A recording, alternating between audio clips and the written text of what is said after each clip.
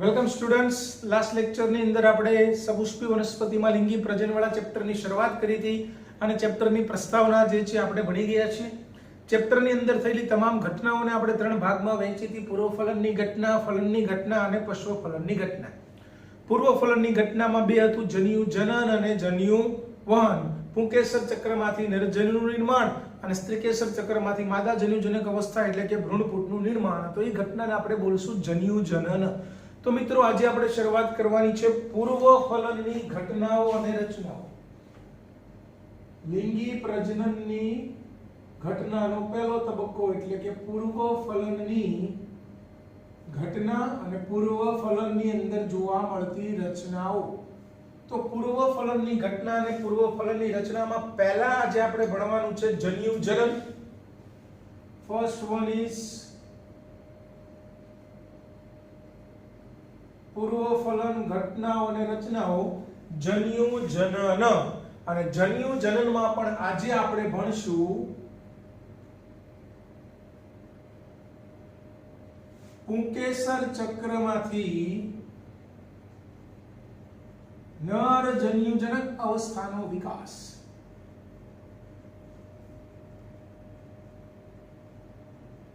પુંકેસર ચક્રમાંથી નર જન્યુજનક અવસ્થાનો વિકાસ.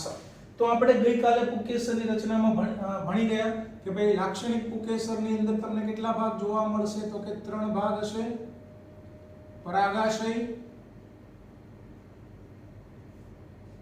યોજી અને તંતુ. તંતુ, પરાગાશય અને યોજી. બરોબર. અને પરાગાશયની અંદર પરાગરજનું જે છે એ નિર્માણ થશે.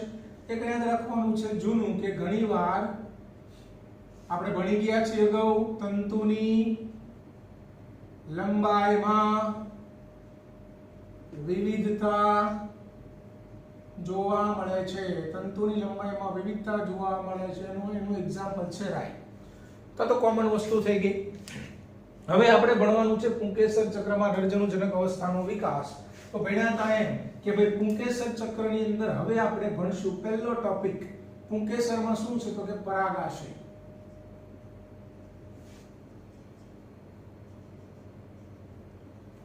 પરાગાશય તો ખાસ યાદ રાખવાનું છે વાક્ય NCERT નું આડા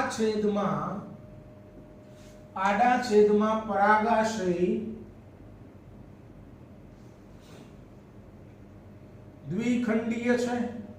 દ્વિખંડીય દેખાય છે. પરાગાશય દ્વિખંડીય છે. દરેક ખંડ બે કોટર ધરાવે છે. આડા છેદમાં પરાગાશય દ્વિખંડીય છે. દરેક ખંડ બે કોટર ધરાવે છે. એટલા માટે પરાગાશય કેવું થશે? તેને દ્વિકોટરીય પણ કહી શકો. દ્વિકોટરીય છે. બરોબર. આકૃતિ તો આપણે NCERT માં આપેલી છે, તમે જોઈ શકો છો.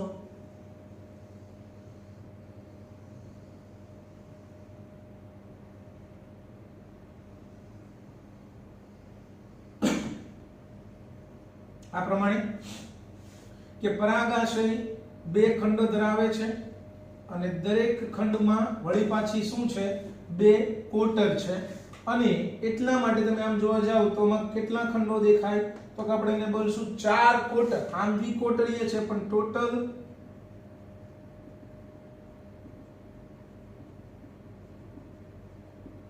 4 કોટર ધરાવે છે. એટલે કે 4 ખૂણા ધરાવે છે અને દરેક ખૂણે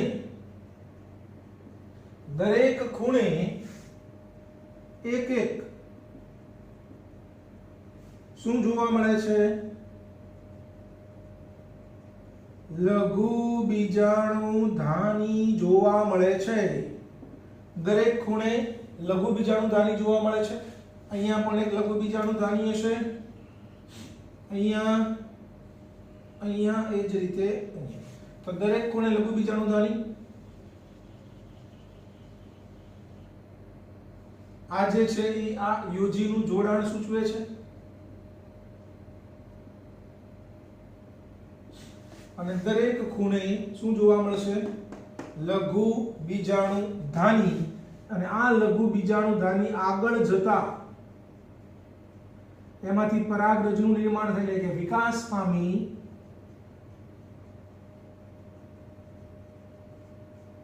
પરાગકોથળી અથવા તો પરાગકોટરમાં પરિણમે છે। બરાબર છે। તો શું ભણી રહ્યા છીએ? પુંકેસર ચક્રમાંથી નરજન્યુજનક અવસ્થાનો વિકાસ અને એમાં પહેલું પુંકેસર ચક્રમાં પરાગાશય। તો આ વાક્ય તમારે યાદ રાખવાનું છે। એનસીઈઆરટી નું આડા છેદમાં પરાગાશય દ્વિખંડીય છે। દરેક ખંડ બે કોટર ધરાવે છે એટલે દ્વિકોટરીય છે। ચાર ખૂણા પડશે અને ચારે ચાર ખૂણે એક એક લઘુ બીજાણુધાની અને આગળ જતા લઘુ બીજાણુધાની વિકાસ પામીને પરાગ કોથળીમાં પરિણમે છે। તો પુંકેસર ચક્રમાં આપણે પહેલા ભણ્યા પરાગાશય। પરાગાશયમાં શું છે? તો કે પરાગાશયની અંદર છે લઘુ બીજાણુધાની। તો હવે આપણે અભ્યાસ કરીએ પરાગાશયની અંદર નેક્સ્ટ ટોપિક કે ભાઈ પુંકેસર ચક્રમાં પરાગાશયમાં શું છે? તો કે પરાગાશયની અંદર ચારે ચાર ખૂણે ચાર લઘુ બીજાણુધાની। આગળ તો લઘુ બીજાણુધાની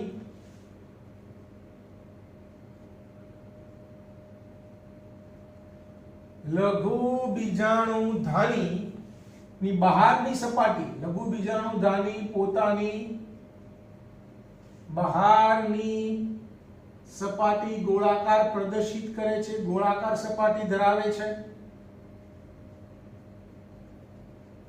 લઘુ બીજાણુધાની પોતાની બહારની સપાટી ગોળાકાર પ્રદર્શિત કરે છે અને આ લઘુ બીજાણુધાનીની દીવાલ, આની રચના આપણે ભણવા જઈ રહ્યા છીએ। લઘુ બીજાણુધાનીની દીવાલ ટોટલ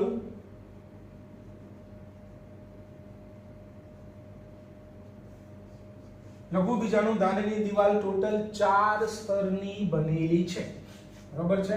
તો આની દીવાલની રચના આપણે દોરશું। લઘુ બીજાણુધાનીની દીવાલ ટોટલ બહારની સપાટી ગોળાકાર પ્રદર્શિત કરે છે। આઉટસાઇડ સરફેસ ઇઝ રાઉન્ડ, બહારની સપાટી ગોળાકાર પ્રદર્શિત કરે છે। દીવાલ ટોટલ 4 સ્તરની બનેલી છે। સૌથી બહારનું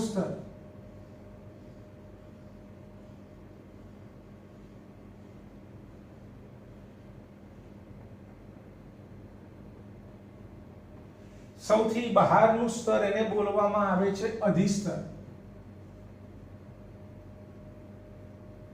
આઉટસાઇડ લેયર, બહારનું સ્તર, અધિસ્તર। કેટલા સ્તર તમને કીધા છે? તો કે 3 થી 5 સ્તરનું બનેલું, 3 to 5 લેયર્સ। સૌથી બહારનું સ્તર આ જે છે એ અધિસ્તર,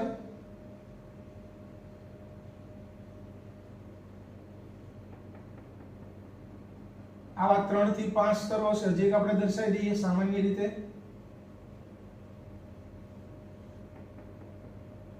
તો સૌથી બહારનું અધિસ્તર 3 થી 5 સ્તરનું બનેલું, ચપટા ફેલાયેલા અધિચ્છદીય કોષોનું બનેલું।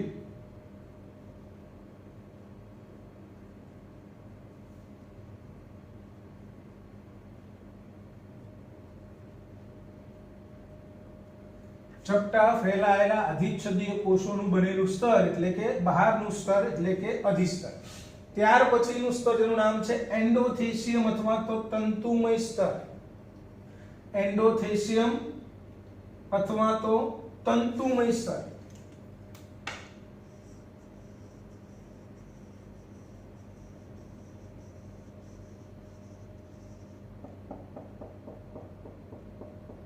ગ્રીન કલરનું સ્તર જે છે આપણે બોલશું એન્ડોથેસિયમ અથવા તો તંતુમય સ્તર અથવા તો સ્ફોટી સ્તર।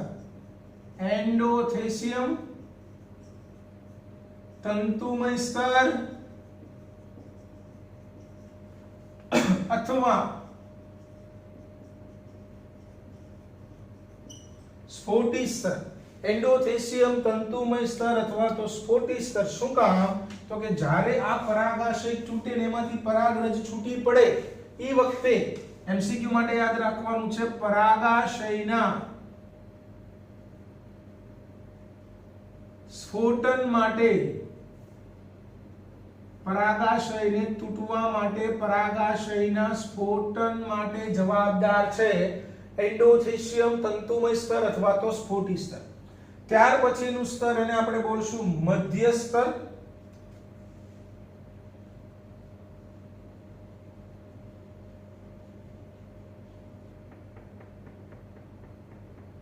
તો સૌથી બહારનું સ્તર અધિસ્તર, ત્યાર પછી એન્ડોથેશિયમ,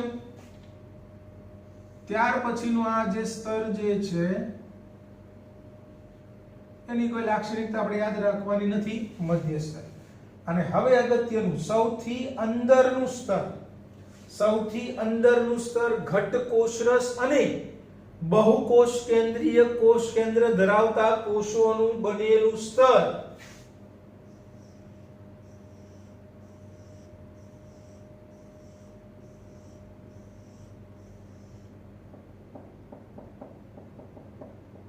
આમાં વધારે કોષ કેન્દ્ર દોરું છું.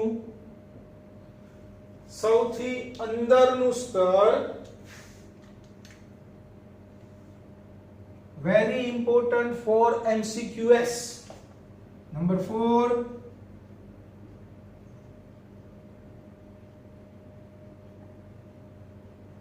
સૌથી અંદરનું સ્તર, અને આ સ્તરને બોલવામાં આવે છે પોષક સ્તર. અંગ્રેજીમાં એને બોલવામાં આવે છે ટેક્ટમ. સૌથી અંદરનું સ્તર, પોષક સ્તર, ટેક્ટમ. લાક્ષણિકતા ખાસ યાદ રાખવાની છે, ઘટ્ટ કોષરસ અને એકથી વધુ કોષ કેન્દ્ર ધરાવતા કોષો, એટલે કે બહુકોષ કેન્દ્રીય કોષોનું બનેલું.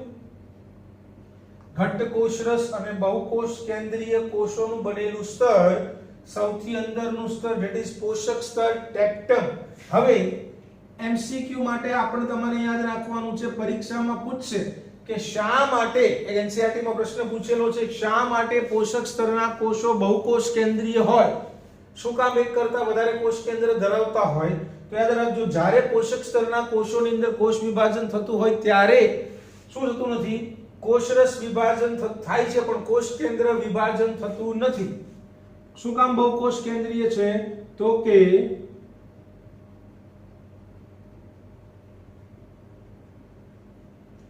કોષરસ વિભાજન થાય છે, પરંતુ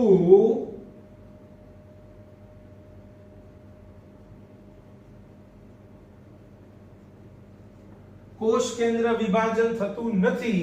એટલા માટે પોષક સ્તરના કોષો જે છે એ મલ્ટી ન્યુક્લિએટેડ એટલે કે બહુકોષ કેન્દ્રીય હોય છે.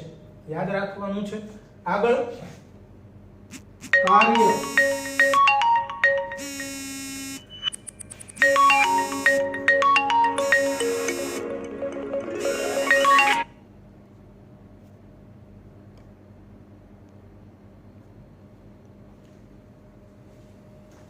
ચાલો સોરી, એક રિંગ આવી ગઈ, મેસેજ આવી ગયો, કોઈ વાંધો નહીં, આગળ વધીએ.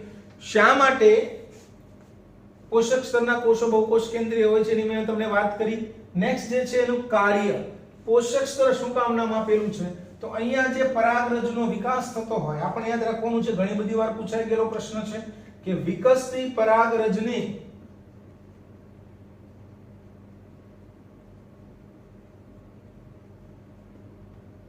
પોષણ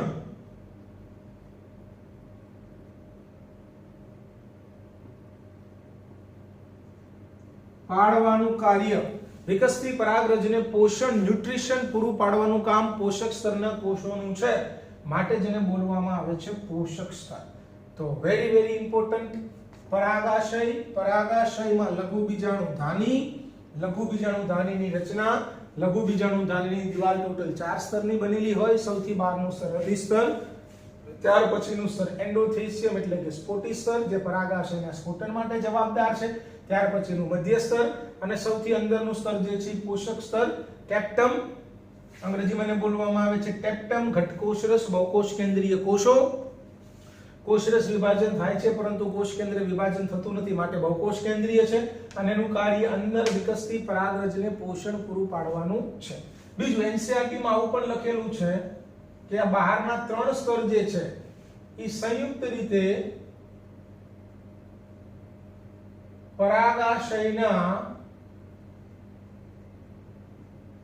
સ્ફોટન માટે જવાબદાર છે. બહારના 4 સ્તર જે છે એ સંયુક્ત રીતે પરાગાશયના સ્ફોટન માટે જવાબદાર છે. કયા કયા? અધિસ્તર, એન્ડોથેશિયમ અને મધ્ય સ્તર. બરોબર, પણ તમને પર્ટિક્યુલર કોઈ એક સ્તર પૂછે તો જવાબ આવશે એન્ડોથેલિયમ. બાકી એનસીઆરટી પ્રમાણે તમે જોવા જાવ તો એનસીઆરટી માં લખ્યું છે બહારના 3 સ્તરો જે છે પરાગાશયના સ્ફોટન માટે જવાબદાર છે. તો આ વાત થઈ કે પરાગાશયની લઘુ બીજાણુ ધાનીની દિવાલ જે છે ટોટલ 4 સ્તરની બનેલી હશે. હવે અંદર શું હશે તો કે સૌથી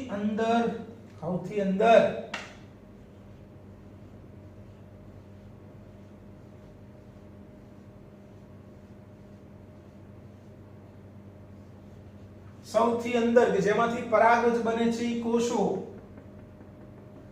સૌથી અંદર સઘન રીતે ગોઠવાયેલા સમજાત કોષોનો સમૂહ,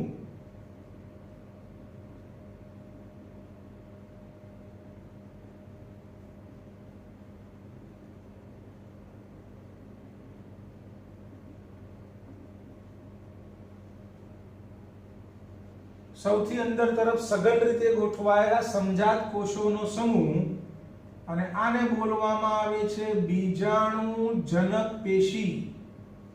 અથવા તો આ જે કોષો જે છે કોષોનું નામ શું છે કે જેમાં અર્ધીકરણ પ્રકારે વિભાજન થઈને પરાગરજ બનશે. પરાગ માતૃકોષ 2n PMC, પરાગ માતૃકોષ PMC, પોલેન મધર સેલ્સ જેની પણ પ્લોઇડી શું હશે 2n.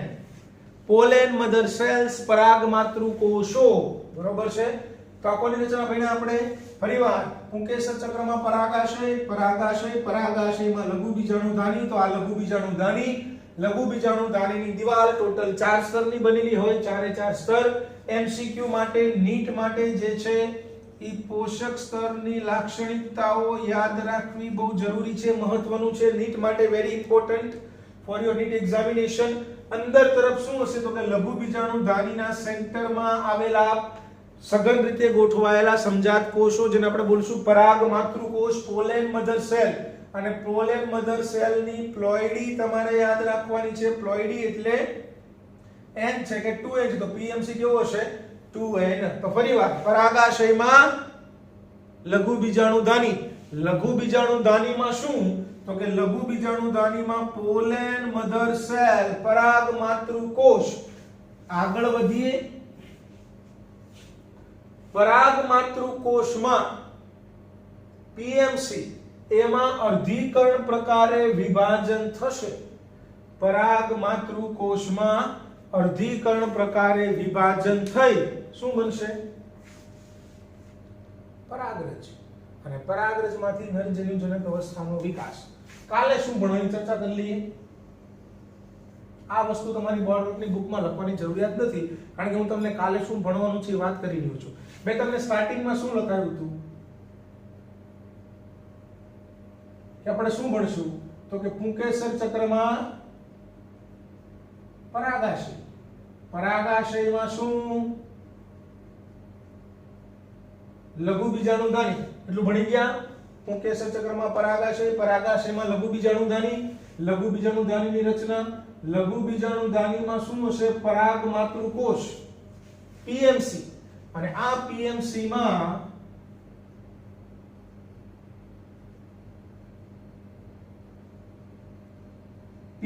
માં અર્ધીકરણ પ્રકારે વિભાજન થઈને શું બનશે લઘુ બીજાણુ એટલે કે પરાગરજ. અને આ પરાગરજમાંથી પછી શું થશે નરજન્યુજનક અવસ્થાનો વિકાસ. તો આપણો ટોપિક ઈ જ છે ને. જન્યુજનનમાં આપણે પહેલા શું ભણી રહ્યા છીએ પુંકેસર ચક્રમાંથી નરજન્યુજનક અવસ્થાનો વિકાસ. પુંકેસર ચક્રમાંથી નરજન્યુજનક અવસ્થાનો વિકાસ. તો આજે શું ભણી ગયા આપણે પરાગાશય અને લઘુ બીજાણુધાનીની રચના. અને લઘુ બીજાણુધાનીમાં કોણ પરાગ માતૃકોષ. કાલે શું ભણશું હવે આપણે શું ભણશું આ જે પરાગ માતૃકોષ જે છે PMC જેની પ્લોઇડી છે 2n. આ પરાગ માતૃકોષમાં અર્ધીકરણ પ્રકારે વિભાજન થઈને પરાગરજ બને એટલે કે લઘુ બીજાણુ જનન. અને પછી આ પરાગરજમાંથી નરજન્યુજનક અવસ્થાનો વિકાસ કેવી રીતે થશે.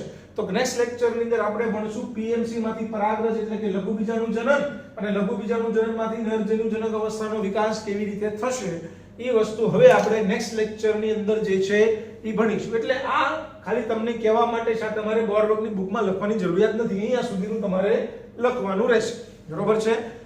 શું ભણ્યા છે આપણે? લઘુ બીજાણુધાની પુંકેસર ચક્રમાં પરાગાશયમાં લઘુ બીજાણુધાની દિવાલના ચારે ચાર સ્તરોની લાક્ષણિકતા તમારે યાદ રાખવાની છે. ખાસ કરીને યાદ રાખવાનું છે પોષક સ્તર ટેપ્ટમની લાક્ષણિકતાઓ. બરોબર છે.